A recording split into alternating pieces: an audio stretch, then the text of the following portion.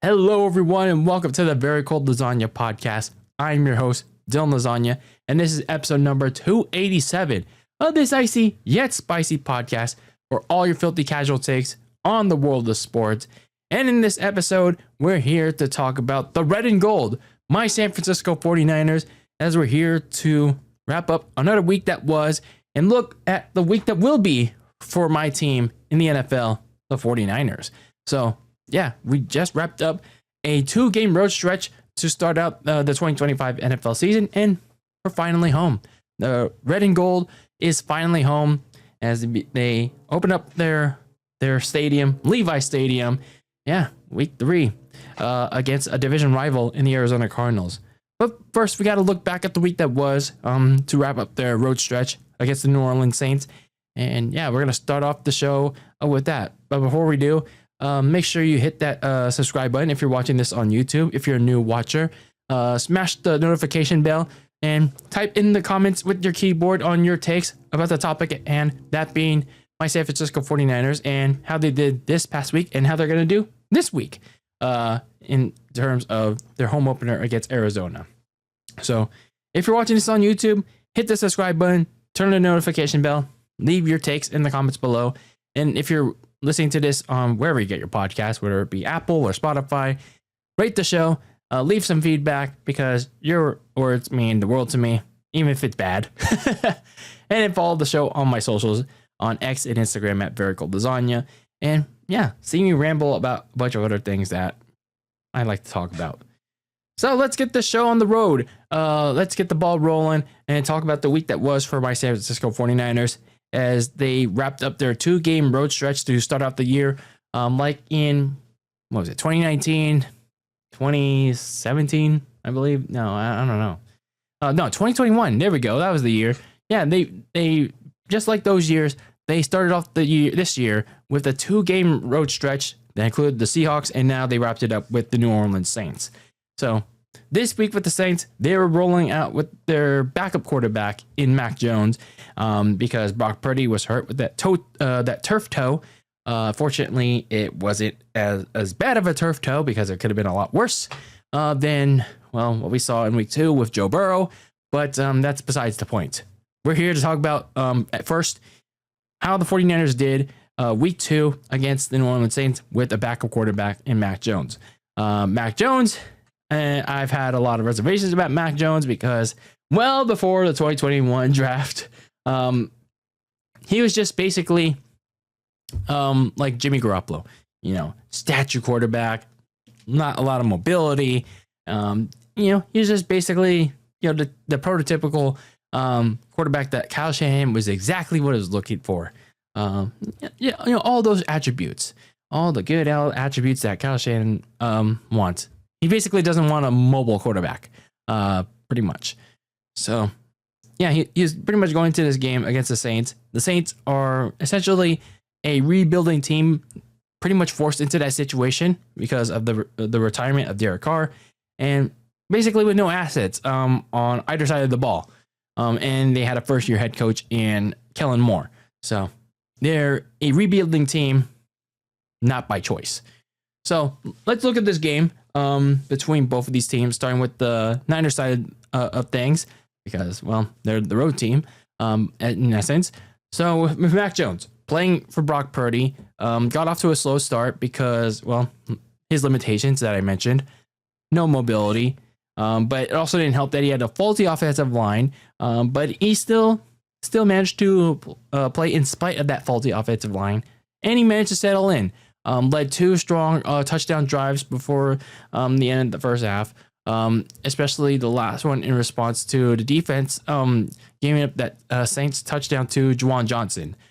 So, yeah, he really settled in, gave the Niners some 2 strong touchdown drives, and I'll give him this. He kept finding a lot of open receivers on the sideline to stop the clock in that 2-minute drill, and, yeah, he kept it off with a nice lob ball to Christian McCaffrey to end the half. So really good situational awareness by Mac Jones in that 2-minute drill and in the first half.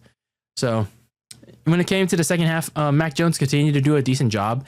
But outside of a big touchdown to Juwan Jennings in the fourth, It felt like the offense really slowed down gradually.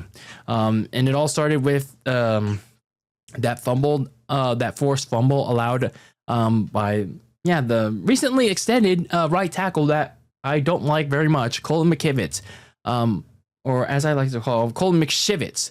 Colin McShivitz failed on Mac Jones because on their opening drive, he failed to contain Christian Wolf or whatever the linebacker name was. I never got the name of that guy. Christian Wolf, that's what Kevin Kugler called him. He got to Mac Jones and strip sacked Mac Jones. Some will say that Mac Jones should have felt the pressure. He should have used his peripheral vision, or his I guess his temporal I don't know what's gonna go there, but anyway, his temperature, his heart temperature. Jones should have done something, but it's on the newly paid right tackle to protect his blind side, but he did not. So they gave up a strong opening possession to start off the second half. That ended not so well. So they gave up that strip sack, but they went on to do some decent things in the fourth quarter, which I'll talk about in just a bit. So new kicker Eddie Pinheiro. He's signed on to the team in response to, Jake Moody being a bitch ass.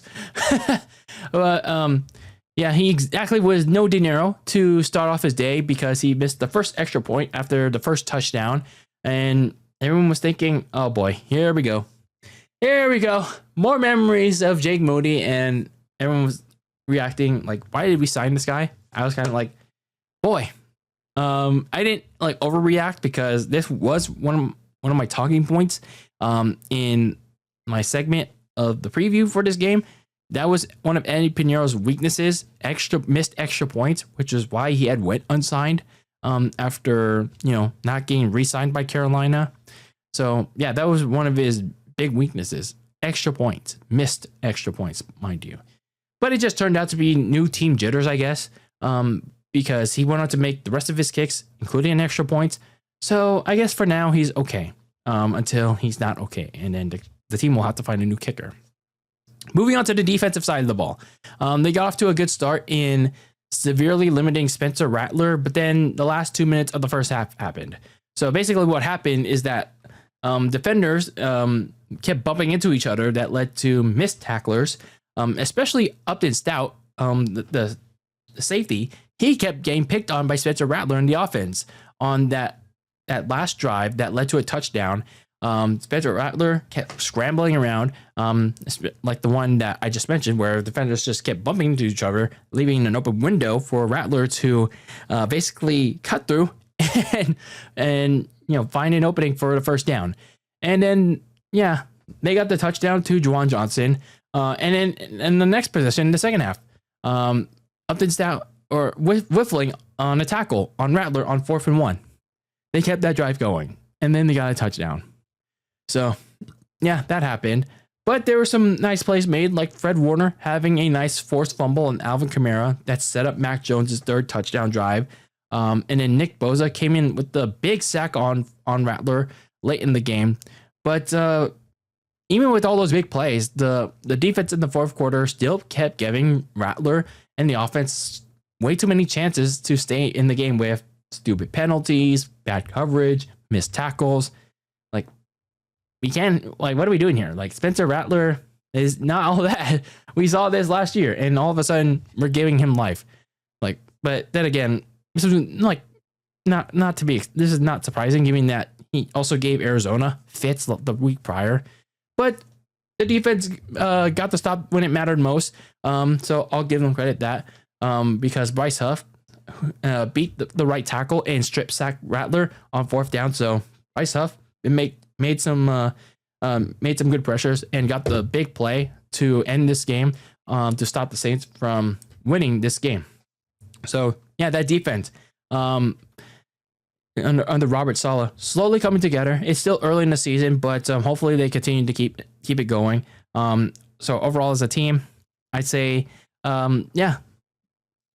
very solid team effort, even if it was very stressful at times. And even though it shouldn't have been for the most part. But hey, in the end of the day, win is a win. They're 2-0. And, you know, we're moving on. We're moving on to the next one. Still a lot of things to clean up, though. Meanwhile, for the New Orleans Saints, looking on their side of things, you know, again, they're a rebuilding team, not by choice. But I'll say about this, gutsy. They're very gutsy. Because looking at how they started, they got to a really hot start. But unfortunately, they just couldn't finish. Because after that hot opening drive, that offense really cooled off. Because of the issues I mentioned in the last episode with this team, when it came to previewing this game between the Niners and the Saints. Spencer Rattler couldn't push the ball downfield much because he was scared to. But then at the same time, his receivers, notably Juwan Johnson, weren't really helping him because receivers like Juwan Johnson were dropping multiple passes. Rattler was giving Juwan Johnson like so many opportunities to just catch the damn ball. He was like literally targeting him so many times, and then Juwan Johnson kept shitting the bed. So yeah, that led to multiple failed drives. They had to keep punting the ball, and the only person that kept their early drives going was Alvin Kamara. That was pretty much it. But Rattler and company did finally manage to get something going, like I said, with that final drive of the first half. And they continued to roll on that. They finally managed to keep rolling on that and, well, keep the blood pressure of the Niners and pretty much all of our fans going on for that. They went up tempo, which was a manageable strategy for them to tire out the Niner defense. And Rattler finally went out of his comfort zone by finally putting up some deep balls. One of those deep balls included a big touchdown to Juwan Johnson to get the Saints within a 2-point deficit with a minute left in the first half. And then Rattler also provides some good runs to extend that drive before the first half, including a truck run on D. Winters before that touchdown. And then Rattler managed another nice touchdown drive on their opening possession of the second half after that strip sack on Mac Jones. So yeah, some pretty good stuff. I'd say by Spencer Rattler on a 10-play drive. Rashid Shaheed caught a goal line touchdown to cut the lead 16-14. So yeah, Rattler was finally showing some good stuff here and finally taking some risks. And the defense, looking on the defensive side of the ball, they really tightened up on San Francisco's offense. Like I said, multiple times, the strip sack on Mac Jones and increasing that pressure on him by a front forward that finally gave Cameron Jordan some help on that day. And the secondary also deserves a little bit of credit because even if they allowed some key plays, they still got Jones and the offense off the field with some batted passes to let Rattler and the offense get more chances to try and win this game.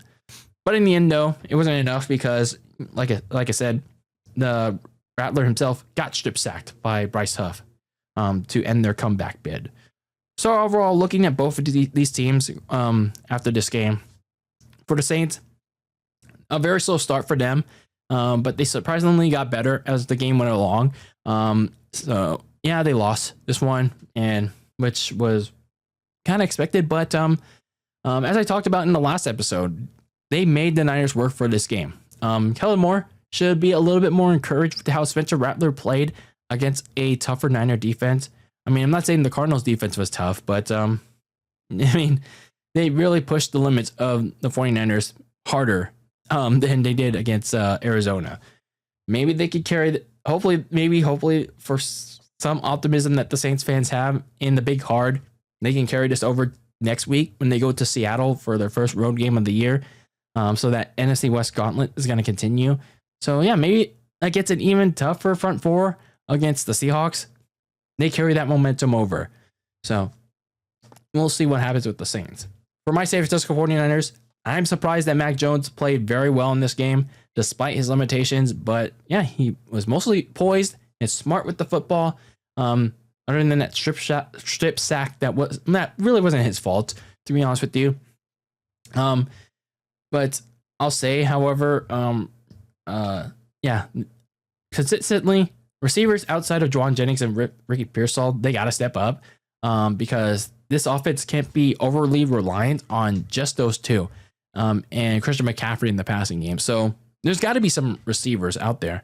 I know they just signed Kendrick Bourne, and he had some involvement in this game, but there's got to be more than Jennings, Pearsall, Christian McCaffrey, and then Kendrick Bourne. There was a little bit of Jake Tungus in relief of George Kittle because he's on the injured reserve, but there's got to be more than that. It's got to be like what the Bills are doing. Share the wealth. Sharing is caring. Friendship is magic. that kind of committee that Josh Allen, the Bills are having over there.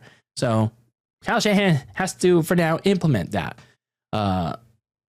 for any sort of cause that they want to keep thriving despite how limited their own team is. So it is what it is with how the Niners are right now with their 2-0 start as they prepare for their home opener against a division rival in the Arizona Cardinals, who are also 2-0. So speaking of the Arizona Cardinals, we now look ahead to week 3. The Niners are finally home. They're coming home. Blah, blah, blah. They're coming home. So yeah, they're finally home for their home opener against Arizona. For some reason, they're wearing white. But I mean, no discrimination. But yeah, they're wearing white to battle the heat, which is low 80s this weekend. And the Cardinals are forced to wear red in a counteract to last year when it was freaking 9 degrees hot and the Niners couldn't wear white. But anyway, a side note of all that, how did the Cardinals do last week? Well, the Cardinals, they were on the way to win that game against the Carolina Panthers convincingly because Arizona's defense forced 2 turnovers off of Bryce Young, including the very first play of the game that resulted in the very first points of the game. But that same defense allowed Bryce Young and the Panthers to come crawling back like those damn kitties in the fourth quarter with 13 unanswered points. It was 27-3. They squandered a 27-3 lead in the fourth quarter, and they allowed 13 unanswered points. And they almost completed the comeback, but Calais Campbell slammed the door shut on that comeback with the sack on Bryce Young on their last drive. And yeah, the Cardinals managed to hold on 27-22 on a comeback that honestly really shouldn't happen. But yeah, the Cardinals, they allowed that to happen. So yeah, definitely a learning lesson for these 2-0 Arizona Cardinals, but we'll see if they'll learn anything going into this game. So going into this game, some players to watch for both of these teams. Arizona, you have that big four of Kyler Murray, James Conner, Trey McBride, and Marvin Harrison Jr. For these last 2 weeks, their offense has gone off to really fast starts, like last week, for example, but they've considerably slowed down in second halves. And when you look at that game against Carolina, particularly last week, they really slowed down. They were making some questionable decisions, including a boneheaded interception in the red zone by Kyler Murray, that continued to trigger the comeback from the Carolina Panthers. Why in that situation where you throwing it dead to the rights of a defender? I'm not sure why, but Kyler Murray did it. But this high-powered offense needs to stay as such for all 4 quarters if they want to go 3-0, get the lead up on a division rival. Niners are currently have a division win in their pocket against the Seahawks, but Arizona, if they want to succeed up on the division, well, they got to win this game and stay high-powered for all 4 quarters and not, blow smoke. This defensive line, they've been one of the other main forces of this team so far. They have Josh Sweat coming over from Philadelphia, Baron Browning, and Calais Campbell. Even for his age almost 40, they're leading the charge in pressuring the quarterback, and getting pressure on the QB, and making the quarterback make some dumb decisions, just like they did on Bryce Young. So that defensive line is not to be messed with. So they're definitely going to give whoever plays quarterback for the 49ers some fits on Sunday. So speaking of the quarterback for the 49ers on Sunday, it's either going to be Mac Jones or Brock Purdy. So whoever steps in at the starting QB spot, well, Kyle Shanahan's going to have to make that decision soon on who will start. And let's just hope it's going to be the right one. I mean, I say the right one because it's going to be based on health decision.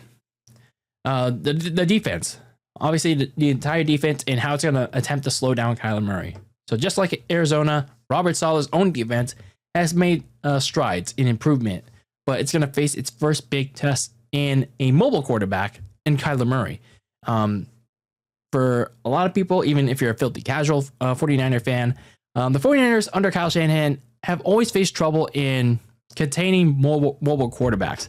And like they have not been able to contain a quarterback like Kyler Murray in the lines, in the pocket. They've always let quarterbacks that are mobile run outside the run past the line of scrimmage, like well beyond the line of scrimmage, and get the extra yardage for first downs.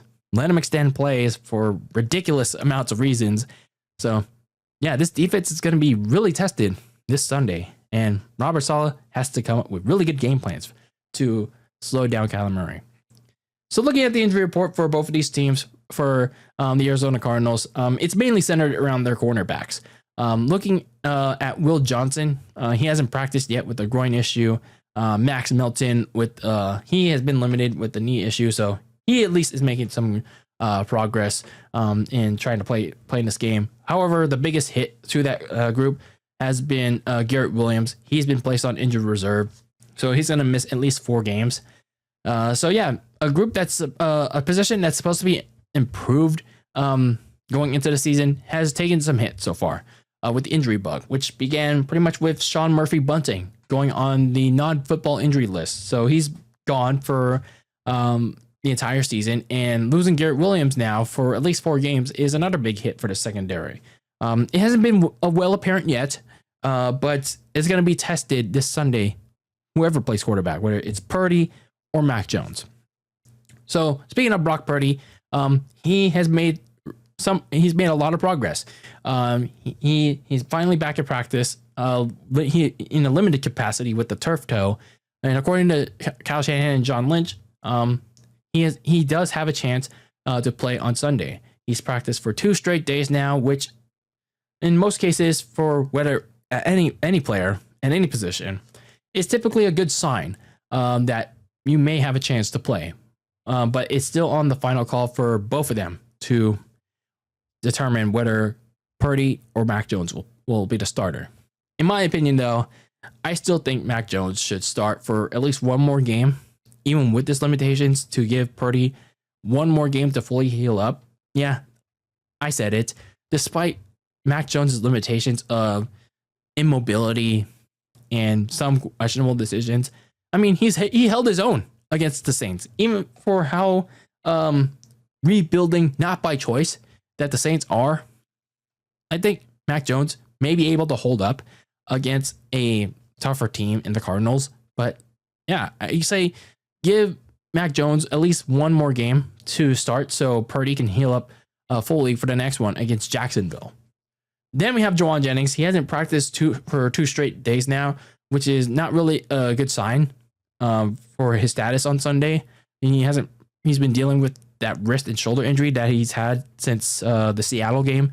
So it's not really that surprising that he hasn't practiced, and you don't want him to have that injury worsen for who knows how long. So maybe keeping him out might be the best case scenario, and unless it's not really bothering him. But I mean, I'm no doctor.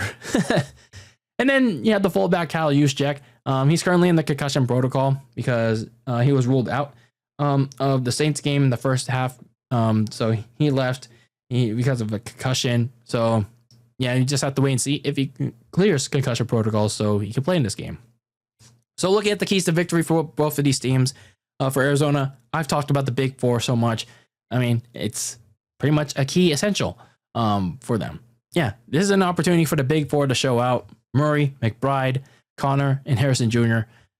This has been a good quartet for Arizona that they can really test a young but aggressive 49ers secondary that has been getting more and more reps, experience, even though it's just 2 weeks so far. But yeah, for how much they've been getting that experience, they're still young outside of Diamador Lenore. Most of these players in the secondary have only had either one or 2 years or 3 at that. So Arizona's offense are going to have a chance to pick on them. And then last but not least, don't choke like you did last week against Carolina.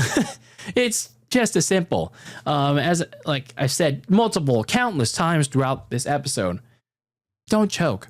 Don't get complacent. The Cardinals, whether you're on offense or defense, on all sides of the ball, you can't get complacent. They have to keep attacking, being aggressive on both ends of the ball to shut the door on the 49ers if they end up, if the Cardinals at least end up getting a sizable lead. But yeah, if they end up getting a sizable lead, you can't let the Niners catch up, or the Cardinals are gonna end up choking said sizable lead if the Niners end up getting really hot, if they get complacent. Meanwhile, for my 49ers, I said it once and I'll say it again. Don't let Kyler Murray beat you with his legs. No matter how many times that they revamp their front seven, no matter who or what the defensive coordinator is, or however long Kyle Shanahan has been at the head coach, the Niners have always had trouble containing mobile quarterbacks. Like Robert Saleh needs several game plans. He needs to come up with his best game plans to keep Kyler Murray in check. Keep him well behind the line of scrimmage. Keep him within the pocket. Do whatever you can to stop him from extending plays and using his legs. It's simple. Keep it simple, stupid. And then keep Mac Jones or Brock Purdy upright, whoever's starting at quarterback Sunday. The offensive line's got to do their job, and don't allow too much pressure on whoever's starting Sunday, which is even too much for me to ask. For as much as I hate this front five of the offensive line, outside of Dominic Pooney, he's okay. He's okay. And the rookie guard, Connor Colby, he had to step in due to Ben Barch's injury yet again. An ankle injury, and maybe he could grow on me because he surprisingly held up so well in New Orleans when he had to play against the Saints that he was named a starter this Sunday against Arizona. So hopefully he can continue to trend upwards. If he does continue to perform well, starting with this game against Arizona, then maybe they have their left guard situation figured out. But that's only 2 of 5 positions, unfortunately. But we at least make some progress somewhere, right? With this offensive line. But in the grand scheme of things, just keep your quarterback upright. I mean, it's even too much for me to ask, but I just don't want our quarterbacks to get hurt because our season's going to go down the toilet. But yeah, this is a big game for the 49ers as they open up their stadium for the fans for 2025, and it's a crucial game, early crucial game because it's a division game. You have already a 1-0 lead in the NFC West because you beat Seattle already. So for the 49ers, this is big. This is a big game, and whether you're starting Mac Jones or whether you're starting Brock Purdy, the Niners have to pull out this win. They got to pull out their best game plan against Arizona. You can't let Kyler Murray and the Cards pull away with this win. It's simple. You got to let the 49ers have to get this win by all means, whether it's close or it's big. Get this win on Sunday so you can have a big advantage, 2-0 in the division. Before in the next 2 weeks, you got to go face an even tougher division test against the Rams to hopefully try and go 3-0 in the division. I mean, we're thinking too far ahead, but yeah, that's how it is. That's how it is right now. So yeah, like let me know. Let me know your thoughts. Let me know your comments on my San Francisco 49ers and how they stacked up and what you're taking away from that game against New Orleans that wrapped up their 2-game road trip to start the season, and how you think they'll stack up against the Arizona Cardinals. That'll begin their 2-game home stretch with the Cards, and then Jacksonville's coming to town the following week. But we'll first think about the Cardinals in this important division game early on in week 3. So for the YouTube watchers, let me know your opinions in the comments below on YouTube. And then for my people listening to this on Apple, Spotify, wherever you're listening to Very Cold Lasagna, let me know on social media at Very Cold Lasagna on X or Instagram. Send me a DM, slide into the DMs. Yeah, let's talk about 49ers and this upcoming game against Arizona. But with that being said, that is a wrap on this episode of Very Cold Lasagna, episode number 287 of this icy yet spicy podcast. I have been your host, Dylan Lasagna, bringing you another week in review for my San Francisco 49ers. And let's see what this week brings for the red and gold. But until then, until we talk about the 49ers in the next two episodes, because we always talk about the Niners after we wrap up the week in general for the NFL. But until that next time we talk about San Francisco and the red and gold, peace out.